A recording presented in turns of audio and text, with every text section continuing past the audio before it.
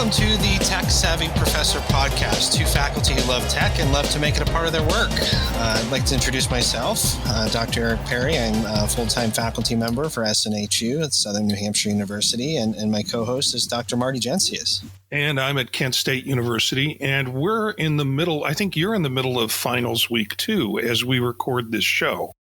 Yeah, I'm simultaneously thinking about grading and tech. I have to be able to do both for us to get through. Well, you know, the last show I spoke about, we had on Notes and Notes apps, and I said that I was using a Notes app or OneNote by Microsoft in order to organize promotion and tenure files, because I'm on a promotion and tenure file review committee, and I had to find some way to organize the letter from the chair, the narrative from the person who's going up for promotion and tenure, then their CV, then my notes, and then what I want to write for a ballot. Right. So I was organizing that around using OneNote last week and have run into all sorts of problems syncing it across devices. It just can't seem to work well. So I'm headed into another week of not only finals, but also we have the last batch of promotion and tenure files to look at before we head into a break. And so this morning I knew we were going to do this show on Evernote, and I thought, well, let me try and organize it around Evernote.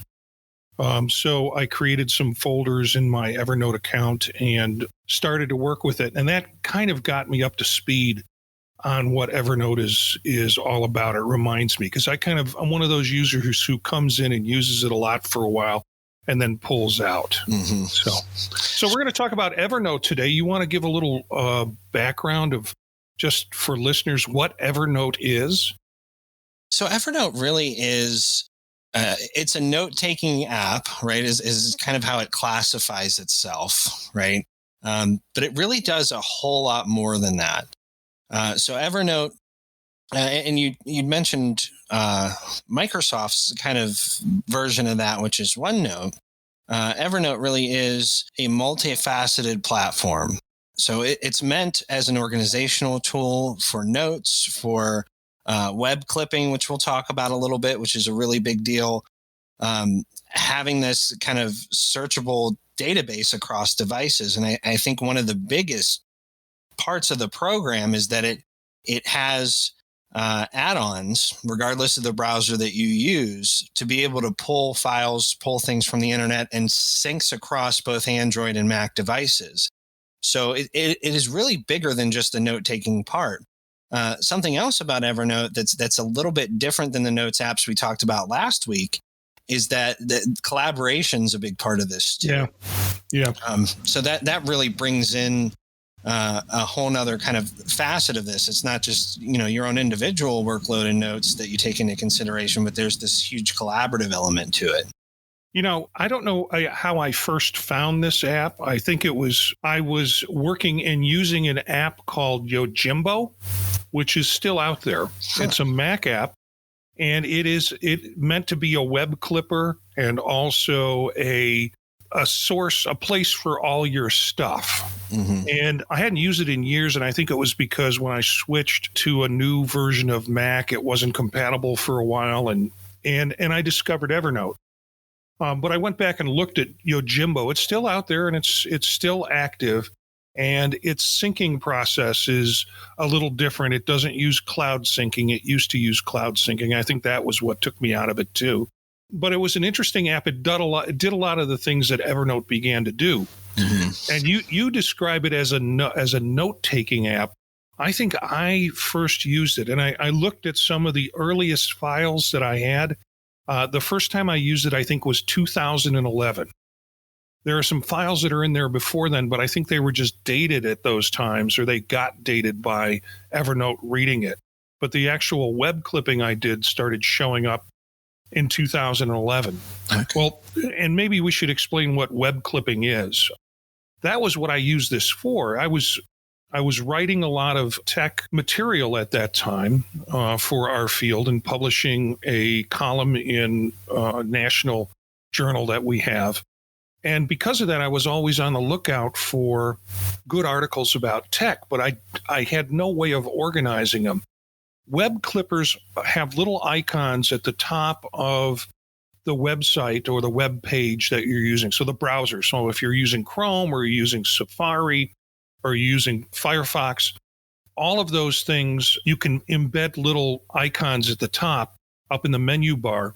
And when you're at a website that you like or you want the information for, you just press on that little web clipper and it will capture the page for you and store it wherever you want it stored.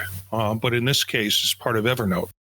So that was my first attraction to the software, was really as a web clipper and not as a note-taking software. Mm-hmm. When did you first hear about it or start using it? Do you remember? Actually, I started using it, I want to say 2015, 2016 or so. And I came in with it for a totally different reason. I like the web clipping aspect of it, but it actually has some really neat features in terms of being able to search and scan text. So, you think about text in a document and in a PDF, for example, having all that searchable is really helpful. And then all of your notes are searchable. But aside from that, if you pull a graphic or something from the internet, it recognizes the text in that graphic, right? So it doesn't matter what format that text is in. If you pull it in, you can search it in Evernote. We'll do handwriting. Yeah. I haven't tested it much on handwriting, but it will do handwriting. It will do photographs and text in photographs and graphics. It's really that shift from just being a web clipper to being a note-taking device to being something that is a searchable index, I think is what really shifted me. It's what's kept me with Evernote over the years, really. Well, and I was taking handwritten notes in my graduate coursework and then taking pictures of those notes as opposed to typing them and then being able to search through my own notes. And Evernote, there's a lot of technologies out there like this. But Evernote does a really, really good job. And I notice more, I tend to write, not in cursive. And that seems to help a little bit. But it does a fairly good job searching through, regular print handwriting. So I could put my notes up here and load them in without typing them and be able to search through those just as easily as I could my typed notes. Because I had a few faculty actually who didn't want laptops as a part of the classroom. Like they didn't want us taking notes that way. It was distracting. So having those handwritten notes and being able to search through those before a final or before midterm was really, really helpful. Does it do OCR? Do you know? I'm not entirely sure, to be honest. I've never used it for that.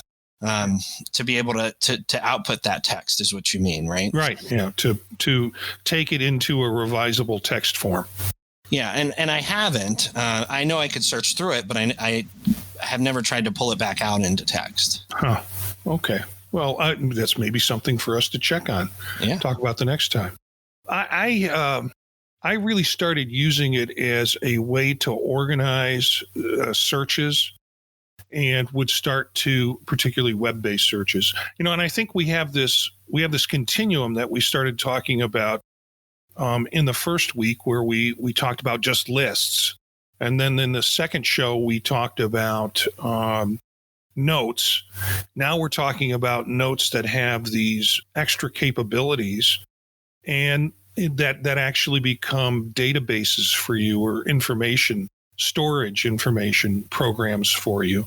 And then I think there's that other level that is more of the bibliographic types of programs like EndNote and Mendeley and other programs like that. We'll talk about that on another show, but there's this whole spectrum of how you manage your information, going from lists to notes to information managers to actual reference manager systems, which wouldn't be able to do some of the things that Evernote does. But Evernote is not a reference manager, I guess we should say, clearly. Right. I mean, you're definitely able to keep that type of information here, but in terms of some of the other features that things like Mendeley would have, you're not going to find it here in terms of support for APA and kind of being able to store your information in a way that's easily referenced for that particular purpose. I did take a look, and I had a few windows open here and was looking at the different tiers Right. that Evernote offers. And actually, something that was a recent add to the premium tier is OCR. Oh, okay. So you are able to use it. And that kind of explains why I haven't used it, because I don't have a premium tier.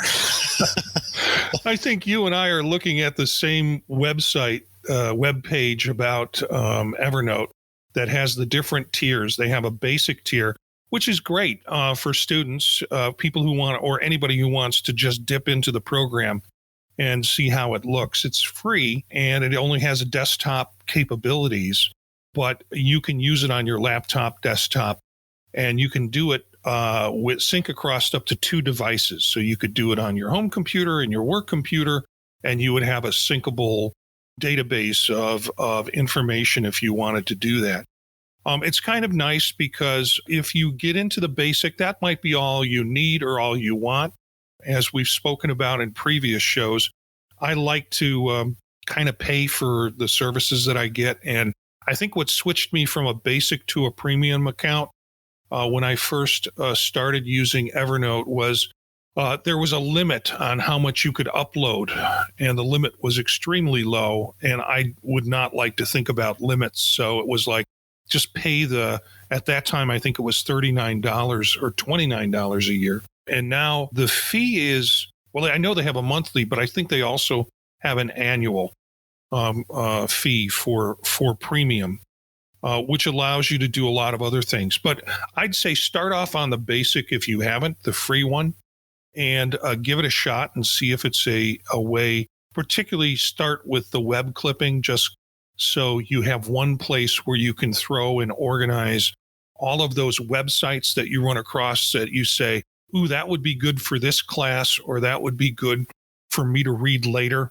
Start with the web clipping as an option for you, and it will quickly get you hooked on Evernote. So I have an admission that I pulled Evernote onto my S7, my Android device, in part because I wanted to see how well Evernote worked with the Google Assistant, right? Because Evernote will work with Siri and the Google Assistant. So you're able to add notes by telling Google or telling Siri to add a note, and it works really, really well. And I'm not sure how it works on the Apple side, on the Mac side, but here, as long as you have your Google Sync set up and your voice recognition set up, it works really, really well, and it's a really, really neat feature. So you mean by that you can actually just speak into the device and say, save this note to Evernote or something like that? How do you explain that? Yeah, I actually just said, hey, Google, put this in Evernote, and then spoke, and it put everything after that into an Evernote. And it does only allow you to add a new file, right? Uh-huh. So it's not like you can add anything existing. It's not really super useful that way. But if you're in the moment and really just want to get something out and noted and create a new file, it does just fine. I'll put some links up for listeners to go to our site and look at the same sort of charts that we're talking about in terms of the other things that it can do from a basic to a premium, including searching in PDFs, Office documents, and other attachments. We've mentioned that. You can annotate PDFs within it. You can scan and digitize business cards in the premium version. You can also switch between multiple accounts, chat with live support, create spaces to centralize teamwork. That's when you get into the business. There's a whole business platform that they're trying to integrate it with, which is generally out of most people's leagues in terms of collaboration and work that you can do with that. The standard price free for the basic Evernote Premium is $7.99 a month. And I was trying to find what the annual cost was. I know there is a educational option. So if you use an educational login, you can get up to 40 or 50% off, I saw when I was searching. Did you find anything on that, Eric? Yeah, I think it's $4.99 a month for the student plan. And it's essentially the premium plan. And what you need for that is a university email address. Okay. So it's not bad pricing, but it's still the monthly pricing because I have so I went into my account to see what they were charging me, and it was like $45 a year on an annual system. So I don't think that was using the educational discount because the address that I use for my Evernote is not an educational address, but so explore just the face value that you see on the cost might be different with the educational discounts and if you pay from a annual option, I guess. So as of April 2018, according to Evernote, they are no longer doing the annual contract. So if you're an existing customer, you can continue your contract. But as of now, they're not doing that annual plan anymore, from what I can tell. Yeah, I knew they were ending the Plus plan as of April 2018, but my annual plan doesn't come up until December 28th. So, so that's probably why all I've seen is an annual charge and not the monthly charges. Yeah, and I think part of what they did, and I was reading a little bit about it earlier and actually wasn't even looking for it, but there were quite a few articles on how Evernote has tried to keep the price reasonable. So part of that was condensing their plans and killing some of the complexity that went along with it. And in most of the reviews that you'll find, and you can check out reviews for Evernote on PC Mag or CNET if you really want to get into deciding whether or not it's a good spend for you. And they really balance that against what you're going to get out of it and the types of use you're going to get out of it. And many of them are kind of lauding Evernote for being able to bring those plans to, making them more reasonable. Even at $15 a month for business with the types of features that you get, it's in league with other like programs. That's why I stay with it because they keep adding features over the years and it's an added value and they stay competitive and I think they do a good job. And, it was a small developers group that started it and it's turned into just a really kind of nice business and association in terms of the work that they do. So what's your favorite function? I think overall it's the web clipping. It used to be the notes. And I mean, it's just kind of evolved over time in what I use it for the most. I thought the Google thing was neat. The Siri thing was neat. It's kind of a cool feature but honestly, I don't know if it's something I'd use a whole lot. I don't tend to use the Google Assistant much. So it's pretty neat. But I think the web clipping really overall, just to be able to pull things in and organize in a really meaningful way. And track that and be able to search that in a way that, because oftentimes I will grab things and I don't know what I have. Yeah. I'll have so much in there that I can't remember what I've grabbed and what I haven't. So I can go in and search and take a look at everything I have there. And it's not just limited to the text and characters I'm pulling out. It will pull graphic, letters out of graphics and banners and headlines. Mm-hmm. And you'd be surprised what you miss when you don't have that feature.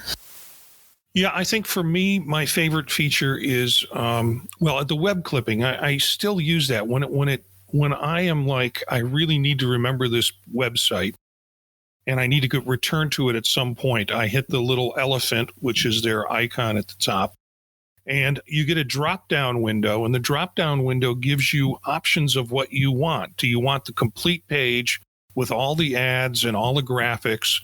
Or do you just want the text from the page? The link is still there. Or do you just want the link? The link is still there. You can always go back and get the rest of the graphics if you want. So it's kind of up to you to make choices in terms of what you want. And then the second option on that little window is where do you want to put it?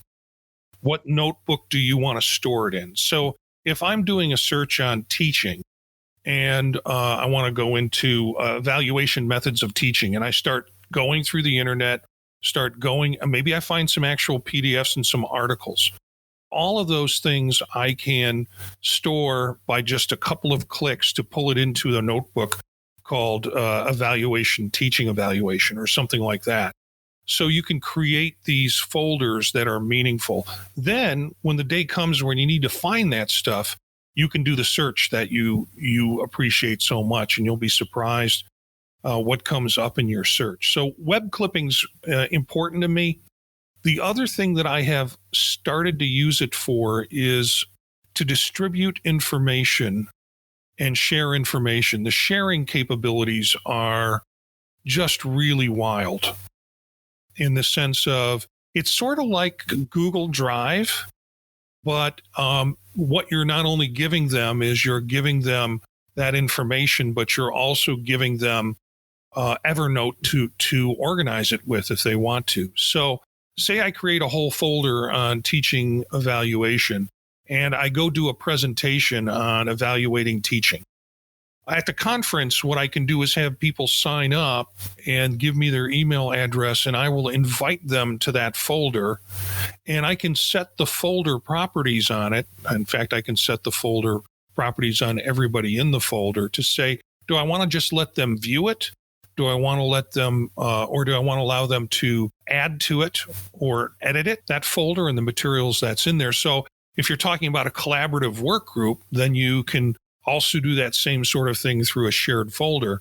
Or do I just, do I want them to be able to invite other people to this group too, or to this folder too? So it's got some fabulous way. I don't have to print out a list of URLs and give it to somebody. I can just link them to the folder in Evernote. And as I said, if there is a PDF of a journal article, you could throw it in that same folder and it's available to them for that sharing purpose. So I've started to use it in a way, introducing it as a tech device, as a tech app that people can use, but also as sort of this is the package that all that stuff you usually get you want to get from a conference comes wrapped in.